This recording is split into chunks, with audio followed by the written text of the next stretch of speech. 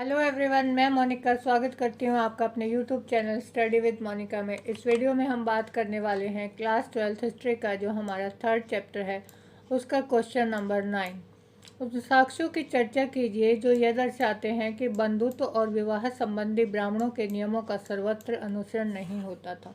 इस प्रश्न में हमें क्या बताना है कि हमने देखा कि जिस तरह से समाज के लिए ब्राह्मणों ने कुछ नियम बनाए, कुछ आचार संहिता बनाई थी, उसमें जो है बंधुत्व संबंधी कुछ नियम थे, कुछ विवाह संबंधी नियम थे।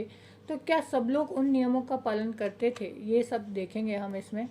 पहले हम देखेंगे कि बंधुत्व संबंधी जो ब्राह्मणों के नियम थे उनका अनुसरण किस तरीके से होता था या नहीं होता था, वो सब हम देखेंगे। कुल शब्द जो है, देखिए कुल का मतलब होता है, शब्द जो है वो परिवार के लिए संस्कृत ग्रंथों में प्रयोग किया जाता है। कुल का मतलब क्या होता है संस्कृत ग्रंथों में, एक परिवार उसको माना जाता है। और जो जाति शब्द है वो किसके लिए प्रयोग किया जाता है, एक बड़े समूह के लिए। बहुधा जो लोग थे वो अपने पारिवारिक जो जीवन होता था उसको स्वीकार कर लेते थे, पर परिवार में एक दूसरे के साथ रिश्ते और क्रियाकलापों में भिन्नता थी। देखिए जिस तरह से का जो समाज था उसमें जो परिवार होता था, कोई जाति होती थी, उसमें जो है परिवार के नियमों को सब लोग मानते थे, लेकिन जो भी लोग होते थे उनके सबके क्या थे, उनके रिश्ते अलग अलग होते थे। एक परिवार में उनके काम जो थे वो अलग अलग होते थे। कई बार एक ही परिवार के लोग जो हैं वो भोजन और अन्य संसाधनों का आपस में मिलकर इस्तेमाल करते थे, एक साथ रहते थे, कार्य करते थे और अनुष्ठान भी एक साथ संपादित करते थे। देखिए अगर हम फैमिली को हम देखते हैं, परिवार को हम दो भागों में बांटकर, जिस तरीके से एक हम जॉइंट फैमिली देखते हैं, न्यूक्लियर फैमिली देखते हैं। जो जॉइंट फैमिली होती है उसमें क्या होता है कि सब लोग जो है मिलकर, इसमें चाचा चाची, ताया ताई, दादा दादी, परिवार के बच्चे, जो सब लोग हैं वो एक साथ रहते हैं। सब लोग जो है अपने भोजन संबंधी या अन्य संसाधन है उनका प्रयोग मिलकर करते हैं। सब लोग घर के काम एक साथ करते हैं। घर में कोई धार्मिक कार्यक्रम है, अनुष्ठान, यज्ञ वगैरह करवाना है, इस तरह के जो धार्मिक कार्यक्रम है वो सब लोग मिलकर करते हैं। तो इस तरह से जो परिवार है वो क्या होता था, एक बड़े समूह का हिस्सा होता था। और वो जो सब लोग उनके आपस में जो है उनके रिश्ते होते थे, उनको हम क्या कहते हैं, संबंधी। जो रिश्ते हैं वो नैसर्गिक और रक्त संबंध माने जाते थे। नैसर्गिक मतलब स्वाभाविक प्राकृतिक रूप से, और रक्त संबंध के आधार पर वो एक दूसरे से जुड़े होते हैं परिवार के लोग। अब इतिहासकार जो हैं परिवार और बंधुता संबंधी विचारों का विश्लेषण करते हैं। इनका अध्ययन इसलिए महत्वपूर्ण है क्योंकि इससे क्या पता चलता है कि जो लोग हैं उनकी सोच कैसी है। अगर हम किसी परिवार का अध्ययन करते हैं, उस परिवार के लोगों से अगर हम बात करते हैं तो हमें पता लगता है कि भाई इनकी सोच कैसी है, ये एक दूसरे के प्रति जो है कैसा व्यवहार रखते हैं, एक दूसरे के बारे में क्या सोचते हैं। संभवतः इन विचारों ने लोगों के क्रियाकलापों को भी प्रभावित किया होगा। इस तरह व्यवहार से विचारों में बदलाव भी आया होगा। लेकिन देखिए समाज जैसे जैसे बदलता जाता है उसमें परिवर्तन होता जाता है। पहले के अगर हम देखें तो वो बड़े परिवार होते थे, सब लोग जो है मिलकर एक साथ रहते थे। लेकिन जिस तरह से जो समाज है उसमें बदलाव आता जाता है, जो परिवार हैं उनमें संबंध जो है बिखरते जाते हैं, टूटते जाते हैं, और परिवार का जो आकार है वो छोटा होता चला जाता है।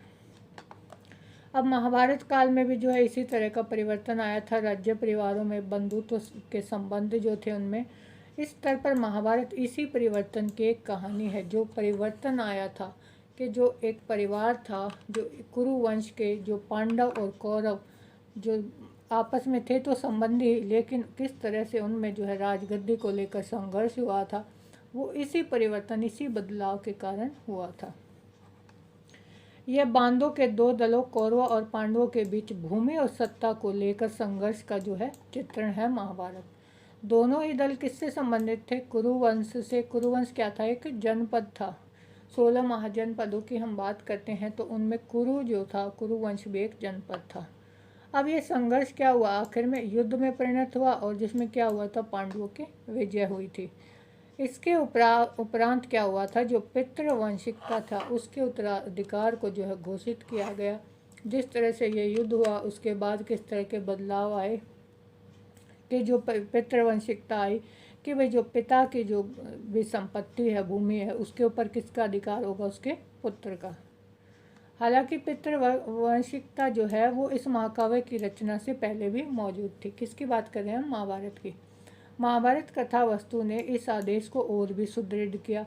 पितृवंशिकता में पुत्र जो है वो पिता की मृत्यु के बाद उनके संसाधनों पर अपना अधिकार जमा सकते थे, लेकिन एक भाई, कई बार क्या होता है कि एक भाई जो है वो दूसरे भाई का उत्तराधिकारी हो जाता था, और कभी जो है बंधु बांधव अपना अधिकार जमाते थे। मान लो किसी शासक की, किसी राजा की अगर जो है कोई संतान नहीं है तो उसके भाई जो है वो उत्तराधिकारी बन जाते थे, या फिर अगर भाई का भी कोई पुत्र नहीं होता तो जो रिश्तेदार होते हैं, सगे संबंधी होते हैं, वो उत्तराधिकारी जो है उस गद्दी के बनते थे। अगला हम देखेंगे कि जो विवाह संबंधी नियम बनाए थे ब्राह्मणों ने, उनका अनुसरण किस तरह से किया जाता था। जहाँ पर वंश को आगे बढ़ाने के लिए जो पुत्र महत्वपूर्ण थे, वहाँ इस अवस्था में जो पुत्रियों की जो दृष्टि को जो है वो अलग दृष्टि से देखा जाता था। देखिए, पितृवंशिकता का पालन किया जाता है, पुत्र जो है उसको जो है सारे अधिकार दिए गए हैं, लेकिन जो पुत्रियां हैं उनको किसी तरह का अधिकार इसमें नहीं दिया गया। जो पैतृक संसाधन होते हैं, मतलब पिता की जो भूमि है, जो ज़मीन जायदाद है, जो भी संपत्ति है, उस पर पुत्री का कोई अधिकार नहीं होता था। ब्राह्मणों ने जो भी नियम बनाए उसमें क्या था कि भाई जो पुत्र है वो अपने पिता की जो है जो संपत्ति है उसका उत्तराधिकारी होगा, बल्कि जो है पुत्री है उसका कोई अधिकार नहीं होगा। उसको जो पुत्री थी उसको क्या करना पड़ता था? उसको गोत्र से बाहर जो है विवाह करना पड़ता था। अपने गोत्र के जो लोग हैं उनमें जो है विवाह संबंध नहीं होते थे। जो लड़की है उसका विवाह कहाँ किया जाता था? अपने गोत्र से बाहर। और इस प्रथा को क्या कहा जाता था? बहिर्विवाह पद्धति। अब इसका तात्पर्य यह है कि ऊंची प्रतिष्ठा वाले जो परिवार थे वो क्या करते थे? कम उम्र की जो कन्याएं थी, स्त्रियां थी, उनका जो पहले ही जो है सावधानी से अपना उनका जीवन जो है वो नियमित करते थे। अच्छा सा जो है दूसरे गोत्र में उनके लिए कोई लड़का देखकर उचित समय पर उनका जो है विवाह कर दिया जाता था। अब इसका प्रभाव क्या हुआ कि जो कन्यादान थी, कन्यादान जो था वो विवाह में जिसमें कन्या की भेंट जो पिता करता है वो क्या बन गया? एक धार्मिक कर्तव्य माना जाने लगा एक पिता के लिए, कि भाई जो एक पिता का धार्मिक कर्तव्य क्या है कि वो अपनी कन्या का दान करेगा। नए नगरों के उद्भव से सामाजिक जीवन अधिक जटिल हो गया। अब इस समय में क्या था कि नए नए नगरों का उदय होने लगा, तो जो समाज था उसमें परिवर्तन भी आने लगा, विचारों में भी परिवर्तन आया लोगों के। अब क्या हुआ कि जो लोग थे वो निकट और दूर से आकर एक दूसरे से मिलते थे, चाहे वो व्यापार के जरिए एक दूसरे से मिलते हों या फिर जो है धार्मिक कार्यों के लिए एक स्थान से दूसरे स्थान पर जाते हों।